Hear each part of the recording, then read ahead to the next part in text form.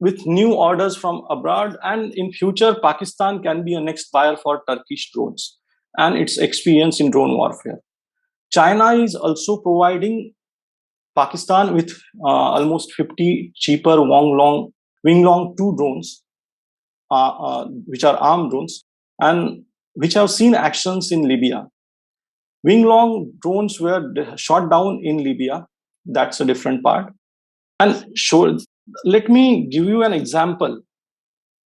Shoulder launched Stinger missile changed the dynamics of war in Afghanistan in favor of Taliban against the all powerful Soviet forces. Similarly, drones are posing a potent danger against conventional superpower or superforce. We have invested heavily in massive systems. We are prepared for wars that may never happen. However, our weak spot is that we are not technologically there for small tactical battles. We have weapons of deterrence. We need to have technologically advanced weapon for small wars. That is for India. There are efforts to catch up on that front recently, but more needs to be done. The future of warfare may not be conventional or strategic per se. In all probability, future warfare would be unmanned and connected with the backbone of artificial intelligence and robotics in all three fundamental terrains of warfare, which is land, air, and ocean.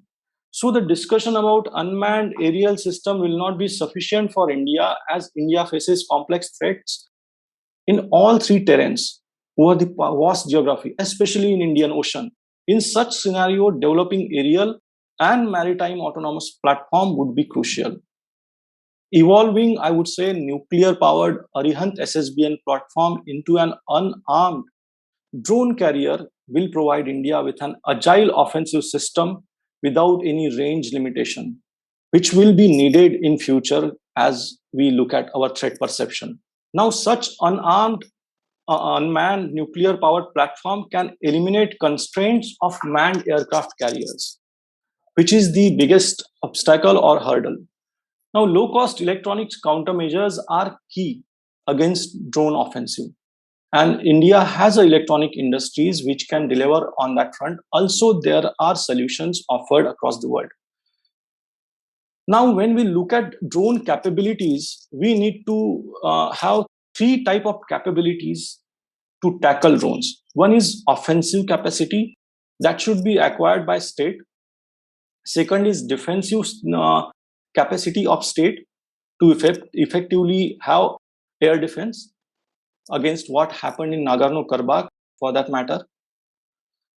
And it is crucial to augment air defense against swarm tactics on our front line in Jammu and Kashmir and Ladakh. And it is crucial to plug these gaps. There should be entry denial capacity at strategic and valuable installations such as military sites, refineries, even sporting events, concerts. These are must in future as there is a threat of terrorist attack, and local law enforcement agencies should also have counter drone capacities in terms of electronic warfare. So the question is how to stop unmanned combat aerial vehicles and small drones.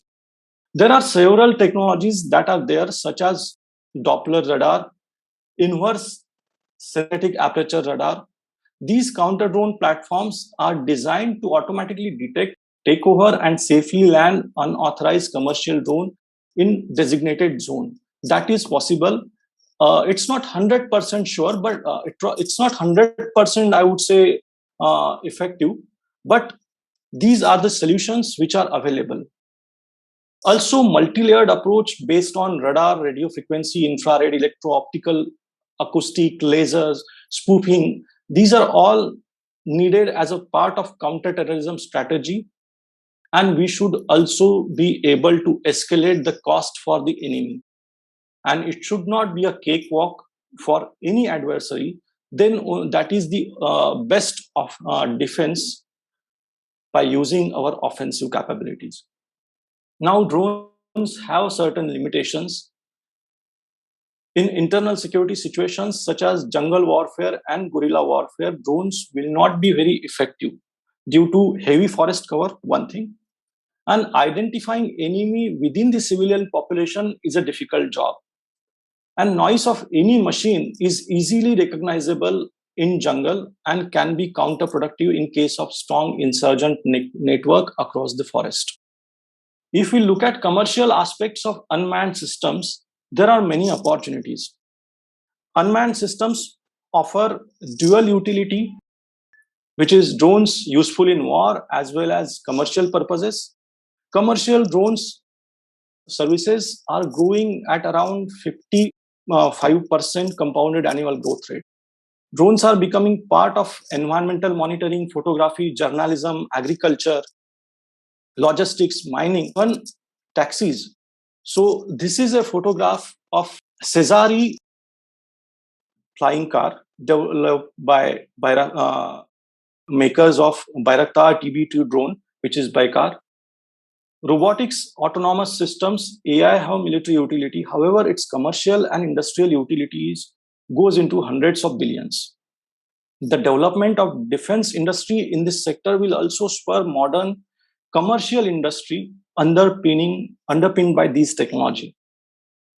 The broad commercial utility of unmanned systems will reduce sole dependence on defense contracts for manufacturing, and drones and autonomous systems would be the next big thing after the internet revolution. It could be a low-hanging fruit for India, considering where India stands in terms of technology and software development. It can also use human resource which is available with India. Now, the next question is, should we ban drones or not?